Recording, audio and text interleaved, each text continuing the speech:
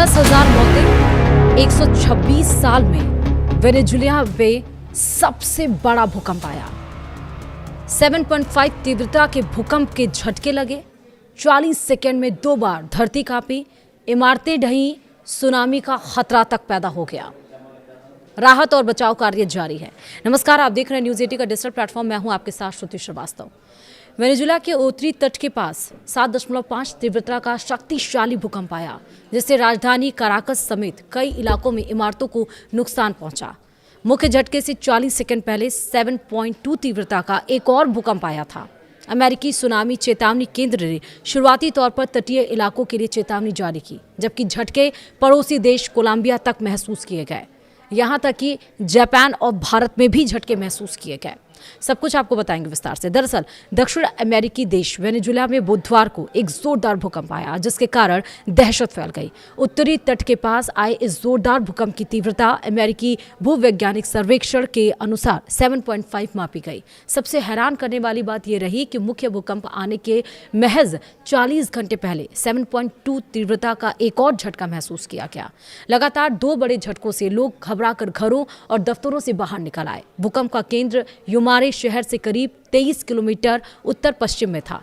इसी इलाके के आसपास देश की कई बड़ी तेल रिफाइनरियां भी मौजूद हैं। भूकंप का केंद्र मोंटालाबान से करीब 28 किलोमीटर उत्तर पश्चिम में था और इसी इलाके में वेनेजुएला की कई बड़ी तेल रिफाइनरियां भी स्थित हैं। सोशल मीडिया पर सामने आए वीडियो में काराकास की कई इमारतों के ढहने और दीवारों की टूटने के दृश्य दिखाई दिए। कई इलाकों में धूल का गुब्बार छा गया। बड़े पैमानों के मौत की आशंका जताई जा रही है। करीब 10,000 ये शुरुआती आंकड़ा है। आंकड़े और बढ़ सकते हैं।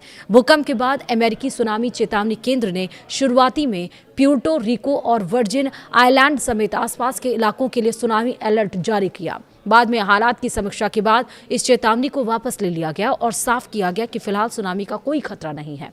वहीं राजधानी काराकास से सामने आए वीडियो में कई इमारतों के ढहने और दीवारों की टूटने की घटना दिखाई दी। कुछ इलाकों में धूल का गुब्बार छाया, कई इमारतों को भारी नुकसान पहुंचा। भूकंप के बाद लोग अपने परिवार और पालतू जानवरों को लेकर तुरंत सड़कों पर निकल आए। कई जगह लोग खुले मैदानों और सड़कों पर जमा हो गए। सोशल मीडिया पर वायरल वीडियो में लोग घबराहट के बीच सुरक्षित जगहों की ओर भागते हुए नजर आए। भूकंप के बाद अमेरिकी सुनामी चेतावनी केंद्र ने भूकंप के केंद्र से 300 किलोमीटर के दायरे वाले तटीय इलाकों के लिए खतरनाक सुनामी लहरों की आशंका भी जताई थी। हालांकि बाद में प्यूर्टो रिको और वर्जिन आइलैंड के लिए जारी सुनामी एडवाइजरी वापस ली गई और इस भूकंप के झटके पड़ोसी देश कोलंबिया में भी महसूस किए गए। वहां कई 100 किलोमीटर दूर तक लोगों ने धरती हिलने की सूचना दी।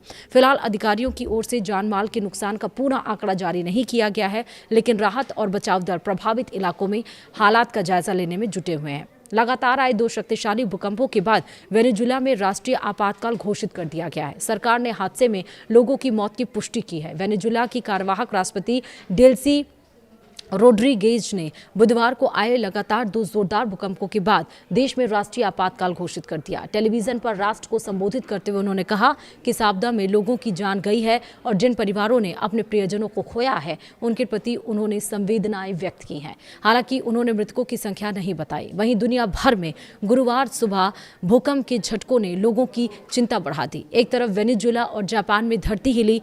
जापान में भी 6.9 तीव्रता की रफ्तार से वहां पर भूकंप के झटके महसूस किए गए, तो दूसरी ओर भारत में भी जम्मू कश्मीर और असम के कई इलाकों में कंपन महसूस किया गया। नेशनल सेंटर फॉर सिस्मोलॉजी के अनुसार जम्मू कश्मीर के पुलवामा क्षेत्र और असम के गोलपारा और उदलगुरी जिलों में भूकंप के झटके दर्ज किए गए। जम्मू कश्मीर में रिक्टर स्केल पर भूकंप की तीव्रता 3.5 नापी गई। असम में तीव्रता रिक्टर स्केल पर 3.7 नापी गई। हालांकि शुरुआती रिपोर्टों के मुताबिक किसी बड़े जानमाल के नुकसान की सूचना नहीं है, लेकिन सुबह सुबह आए इन झटकों से लोग घरों और इमारतों से बाहर निकल आए।